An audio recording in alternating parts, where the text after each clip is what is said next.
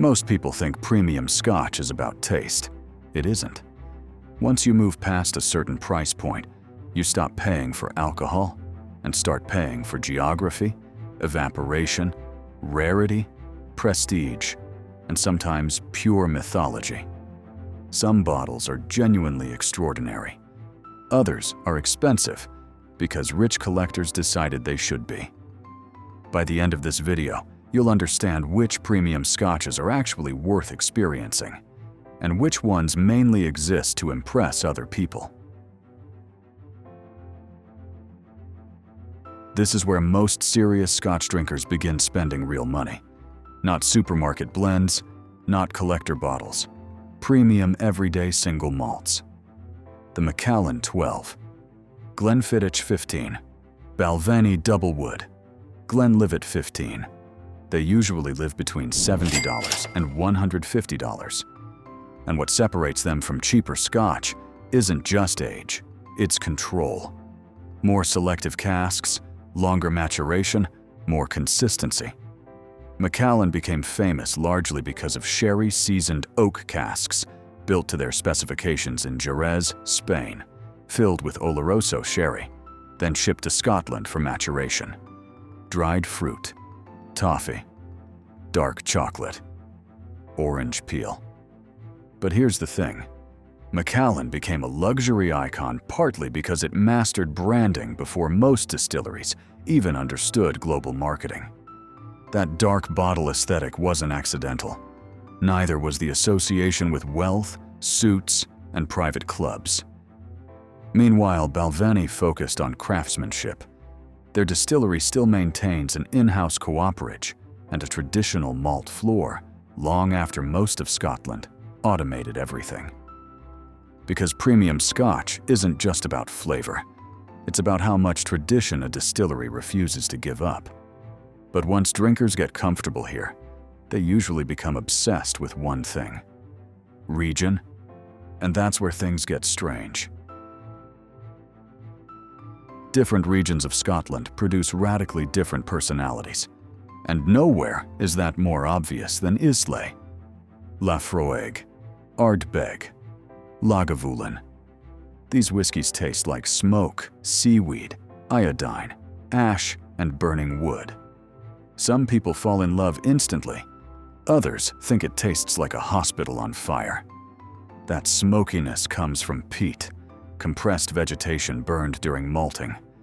And Islay peat contains centuries of ocean influence. The earth itself changes the whiskey. Speyside goes in the complete opposite direction. Glendronach, Aberlour, the Glenrothes. Softer, sweeter, more elegant. This region dominates global sales because it's approachable without feeling boring. Many beginners assume smoky Scotch is automatically more advanced, not true. Heavy peat can actually hide flaws in younger whiskey. Creating delicate Scotch is often much harder because there's nowhere for mistakes to hide. Then there's the Highlands, the largest and most unpredictable region in Scotland. Highland Park balances smoke with honey sweetness. Dalmore leans into rich sherry. Oban tastes almost maritime. And Campbelltown may be the strangest region of all. Once the whiskey capital of the world, over 30 distilleries in a single small town. Today, only 3 survive.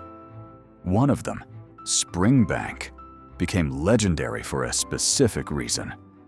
It's the only distillery in Scotland to perform every single step of production in-house, from malting the barley to bottling the spirit. No other Scottish distillery does this, which makes it painfully difficult to scale. And that scarcity turned Springbank into one of the most hunted bottles on earth. But there's a category where scarcity affects price even more than region ever could. A 25-year Scotch sounds dramatically better than a 12-year Scotch. Sometimes it is. Sometimes it absolutely isn't. Every year, inside a barrel changes the liquid chemically. Alcohol evaporates. Wood compounds enter the spirit slowly over decades.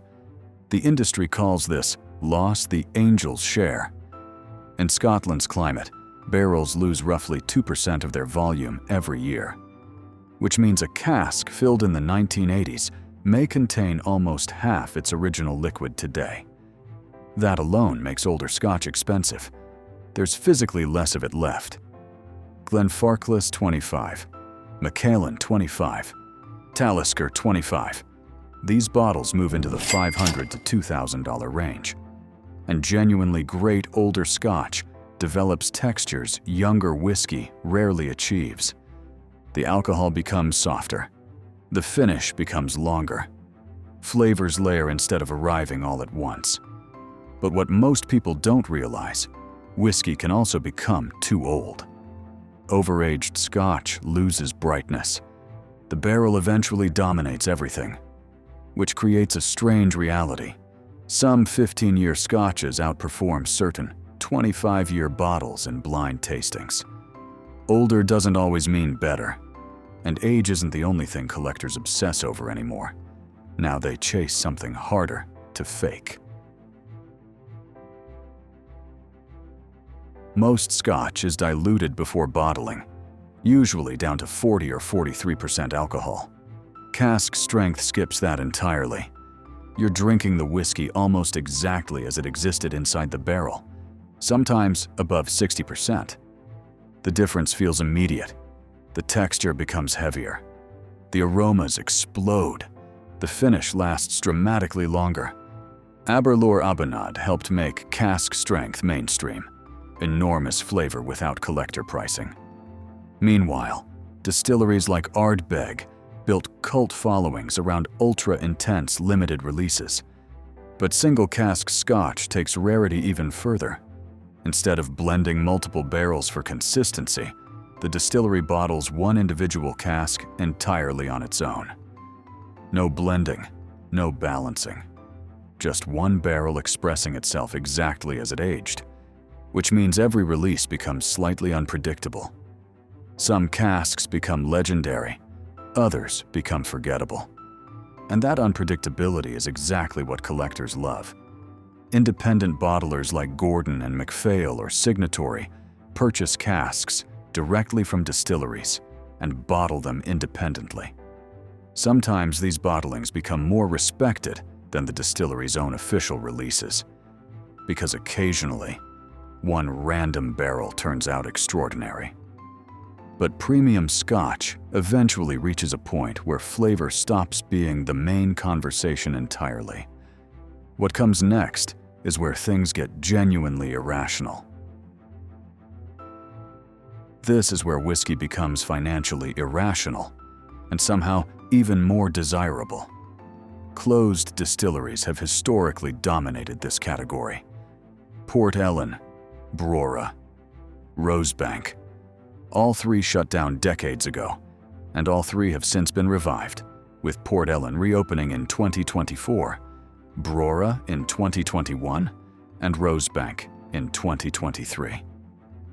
But here's what that closure period created. The barrels filled before those shutdowns became finite overnight. No new production for decades. No replacements. Every bottle from that era, opened, permanently reduces global supply forever. That psychology changes everything. Collectors started treating rare pre-closure Scotch like art pieces or vintage watches. Auction prices exploded. Macallan became the undisputed king of this world. Not necessarily because it always tastes best, but because it mastered luxury positioning better than almost any alcohol brand alive. In 2023, a Macallan 1926 sold for $2.7 million at Sotheby's in London, setting a new world record for any bottle of wine or spirits ever sold at auction. One bottle, more expensive than many houses. And here's the uncomfortable truth. Most bottles at this level never get opened. They sit inside vaults, private collections, investment portfolios. The rarest Scotches on earth are often consumed by almost nobody. But scarcity creates mythology, and mythology sells better than flavor ever will.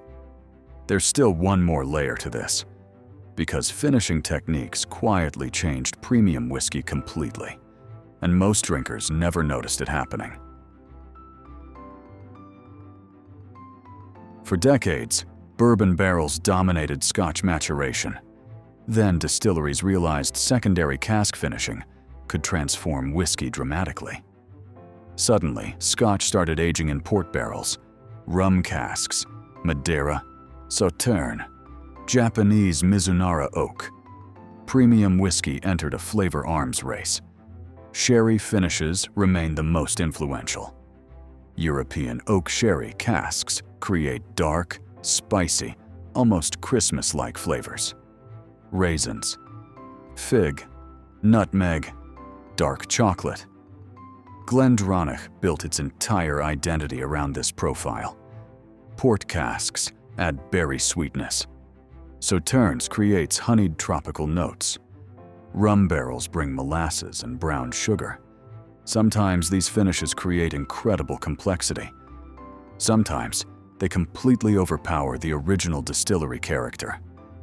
Purists argue excessive finishing hides flaws. Others think experimentation keeps Scotch alive.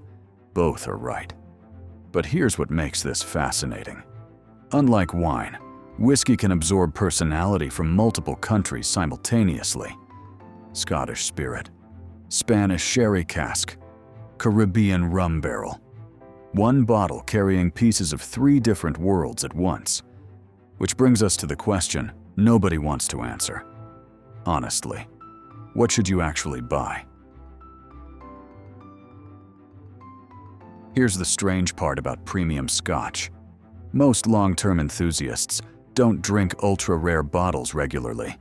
They usually settle somewhere between quality and sanity, around the $100 to $300 range, because this is where diminishing returns become painfully obvious. A $5,000 bottle is rarely 20 times better than a $250 bottle. Sometimes it isn't even twice as good. Experienced drinkers care more about personality than prestige. Springbank for funk, Ardbeg for smoke, Balvenie for balance, Highland Park for complexity. And most whiskey veterans would rather own 6 excellent bottles than one untouchable collector piece. Because premium Scotch works best when it's actually opened, shared during long conversations, poured slowly, compared side by side. That's how people truly learn whiskey, not from staring at sealed bottles behind glass. And ironically, some of the most respected Scotch drinkers in the world still return to relatively affordable bottles constantly. Not because they can't afford rarer whiskey, because those bottles simply taste good enough to keep reaching for them again. Which is probably the most honest thing anyone can say about premium Scotch at all.